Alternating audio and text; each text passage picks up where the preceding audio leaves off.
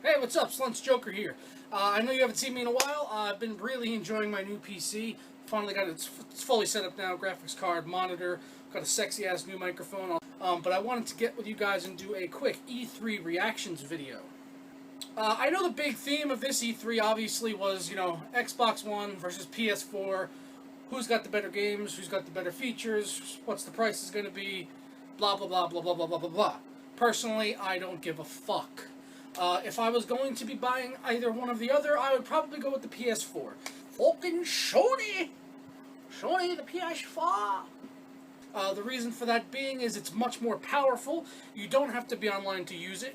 You can have used games and lend games to friends. You don't have to have a Kinect watching your every move 24/7. And besides, I couldn't really use a Kinect anyway. I tried using the Kinect on the Xbox 360, and it thought I was a fucking couch. I'm standing in front of the goddamn Kinect. It says, "Sorry, please stand up off of your sofa to use Kinect." I'm fucking standing in front of the thing. The thing thought I was a fucking couch! I know I'm big, but Jesus fucking Christ, I'm not a goddamn sofa. Fuck me.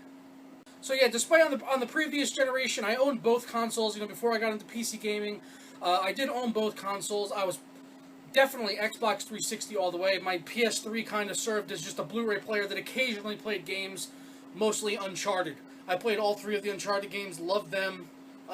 Sold my PS3 shortly after Uncharted 3 when I completed that.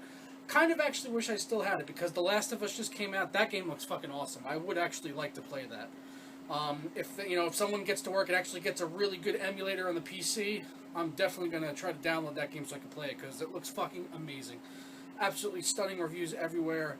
I haven't played it personally, but if you have a PS3 and you're not playing that game, I don't know what the fuck you're doing with the thing. So definitely try to play The Last of Us and let me know how it is because it looks fucking awesome. Back to as to why would I go with the PS4 between the big console war? I mean, the Xbox One, it's not that impressive. Both consoles have 8 gigabytes of RAM, okay? The PS4 has 8 gigabytes of GDDR5 RAM. That's what's used in graphics cards on high-end on the computers nowadays. DirectX 11 graphics cards use GDDR5 memory. That's, my graphics card, the GTX 680 has 2 gigabytes of that. The PS4 is fucking 8. I don't know how they're squeezing 8 gigabytes of VRAM into this thing or how they're going to utilize it, but that sounds pretty fucking powerful to me, as opposed to the fucking Xbox One or the X-Bone, as I like to call it. X-Bone! X-Bone! It has DDR3 memory, which is basically what we use in our computers for just moving around the bits and bytes around the motherboard. I have 16 gigabytes in my computer. That's, it's great for its purpose of moving things around, but it's really not used anymore for, computationally rendering video games and 3D animation, things like that. That's really not its purpose anymore. It's not being utilized that way in PCs because it's outdated technology. I mean, pretty soon into the future, we're probably going to be pushing past DDR3 even for just regular memory. I mean, they have it already, but it's really fucking expensive. What games did I like from E3? There were a couple of games that looked really good, but the problem was they were sort of console exclusives. One was Rise, Son of Rome. That was the first game they showed at the Xbox One premiere, I believe. It's a game set in the Roman Empire. It actually really reminds me of Shadow of Rome. I don't know if you remember that. It was back on the PS2. Maybe the original Xbox. I'm not 100% sure about that. I played it on the PS2. Loved that game. One of my favorite games of all time. And I'm also a big Roman history buff. I love anything set in that time period. Gladiator, you name it. Anything set in that period I love.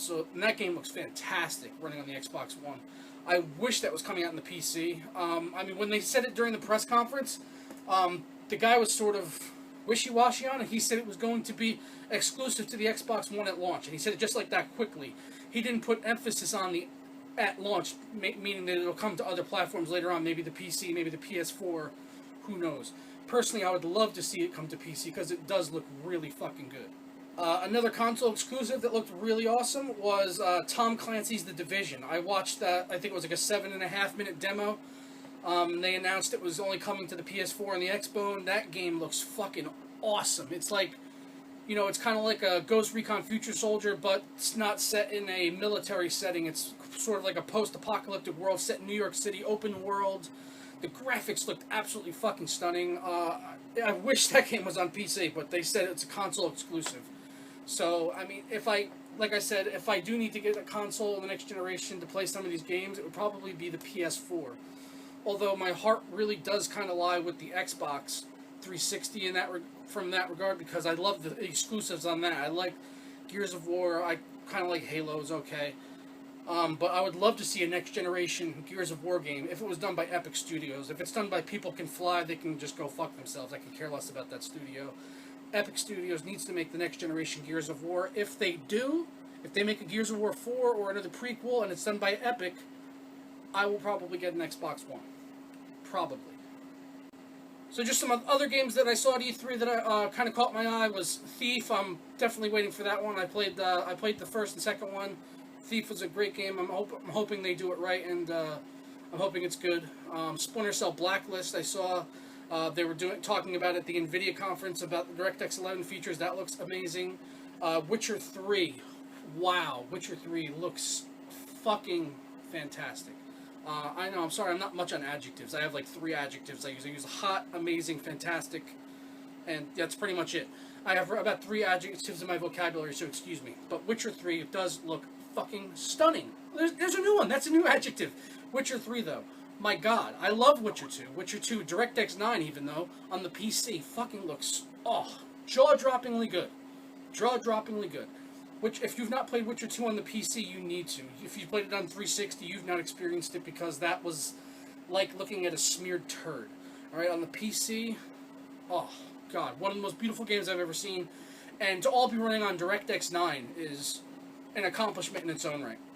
So to see them to sort of grow on that with Witcher 3, and now making it an open world experience, they're saying it's going to be bigger than Skyrim's world. And the DirectX 11 graphics they showed at the Nvidia conference looks, oh my God, I need that game. I need that game in my life right now. I need it. As long, if it's got the same mechanics as Witcher 2, I'm going to be a happy boy. Maybe just improve the magic abilities a little bit.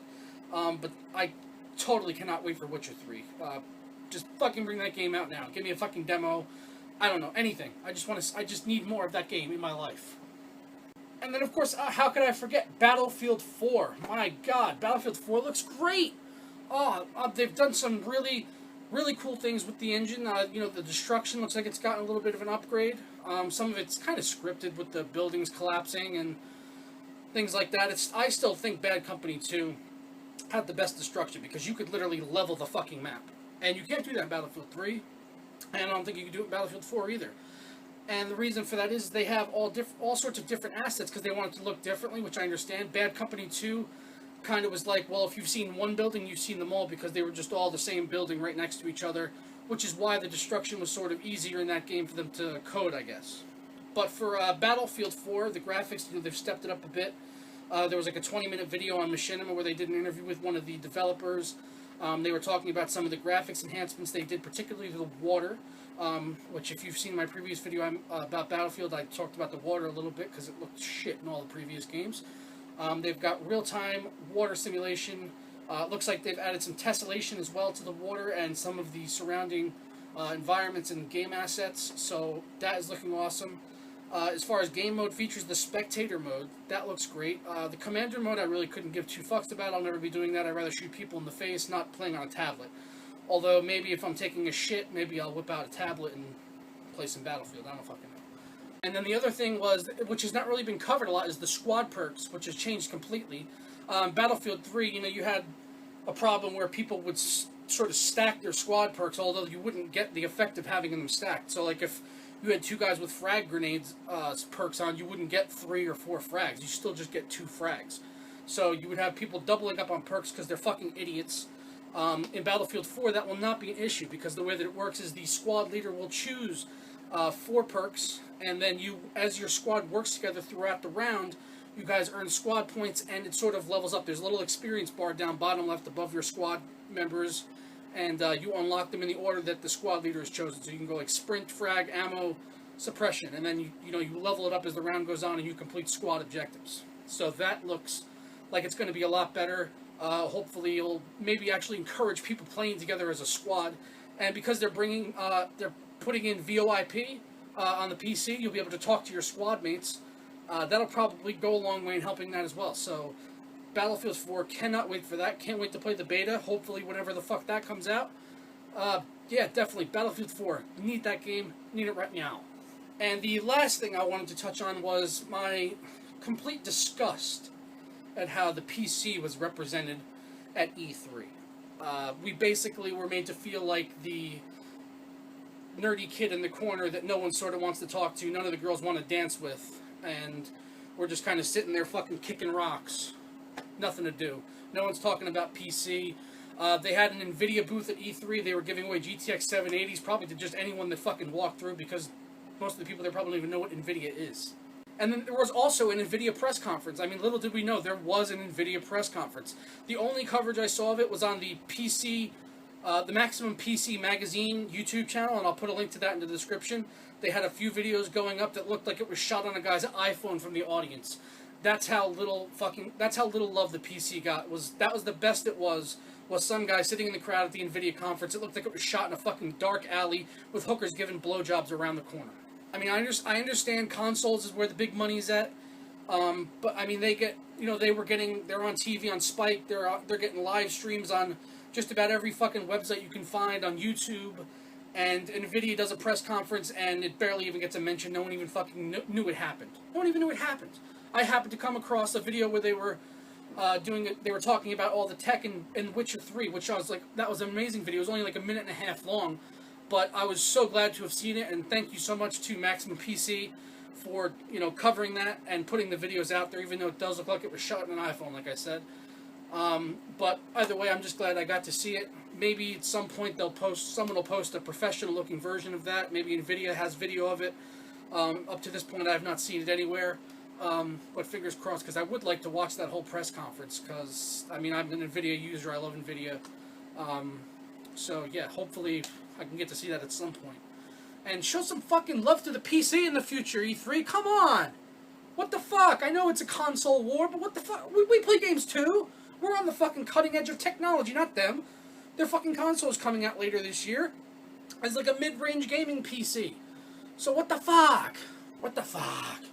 But that's going to wrap it up. That's my E3 reaction.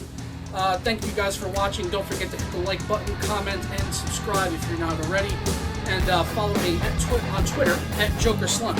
I'll catch you next time. Ta-da! The fuck is a console, I mean, at the end of the fucking day, it's not a wee bad game, I mean, it's not fucking bad, is it? It's not fucking bad. Hey, consoles, why don't you fucking suck my dick?